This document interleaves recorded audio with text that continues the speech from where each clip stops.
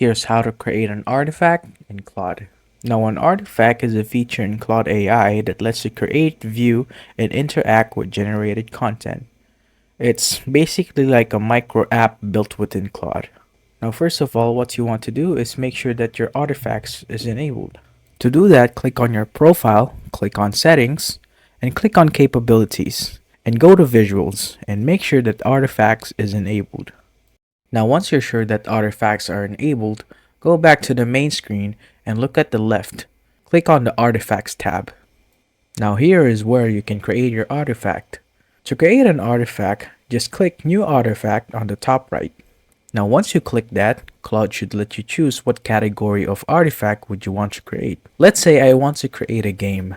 Claude should then ask me questions about the game that I want to create. To give you an example, let's say I want a puzzle or a brain teaser. I want it to be challenging and competitive. After that, Claude should analyze my answers for me and ask me a few more questions to polish the game. Let's say I want it to be based on logic and patterns. Now once Claude is done asking you the questions, he should give you a summary about his plan in making the game. Now if you don't have any problems with the plan, just type yes, and then Claude should start making the artifact for you.